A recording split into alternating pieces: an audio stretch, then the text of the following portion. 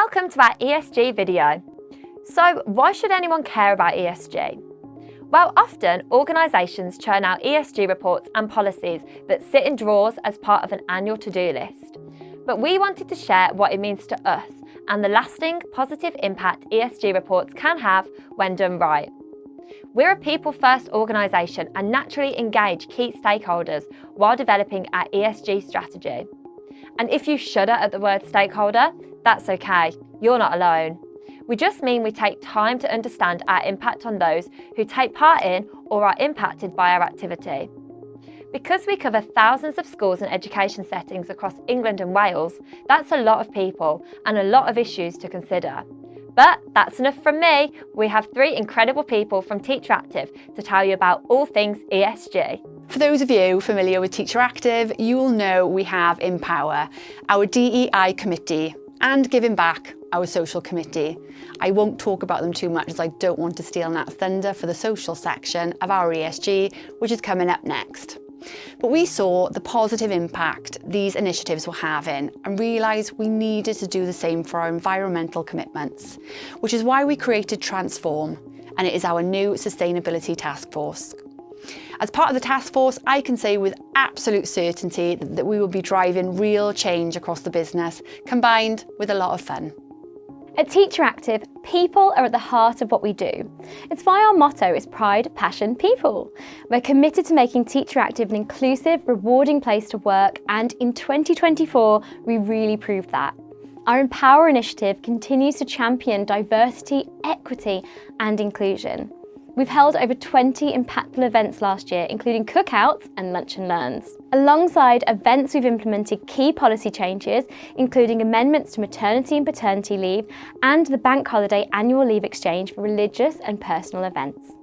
Our internal task forces are one example of how we keep our culture alive and integrate our values across the business. We remain connected to our communities and raised £25,450 for charities through our company and branch-led initiatives. The Groundwork initiative remains a cornerstone of our community-driven action.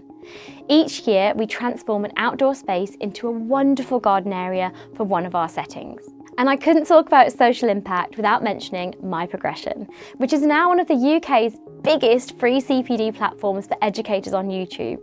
We released 127 new videos, welcomed 4.6 thousand new subscribers and clocked up over 341,000 views. It's been wonderful to see that our people-first approach didn't go unnoticed. We were crowned Best Company to Work For SME in 2024, and again this year we won Gold in Learning and Development at the EXA Awards and scooped Best Specialist Recruitment Company too. From charity initiatives to free training and our Empower Manifesto, we're proud to put people first and inspire progression for change. I've been told they always say the best will last, which is why I'm pleased to be talking to you today about the G of our ESG, governance. Most people forget how important governance is until something goes wrong, but we've invested heavily into this to make sure that it doesn't.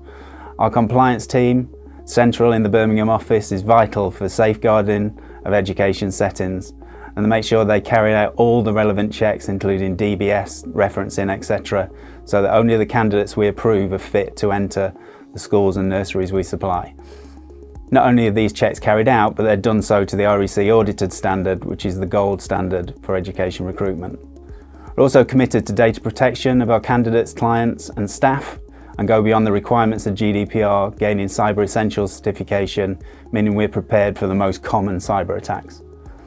In addition to this, we continue to uphold our commitment to the Modern Slavery Act 2015. We're really proud to say that we've had no incidents to report and continue to monitor and ensure safety of our candidates and staff.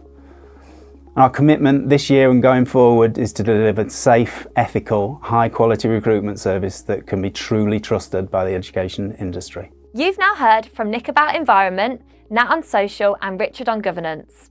What are your thoughts? Is an ESG report what you think it would have been?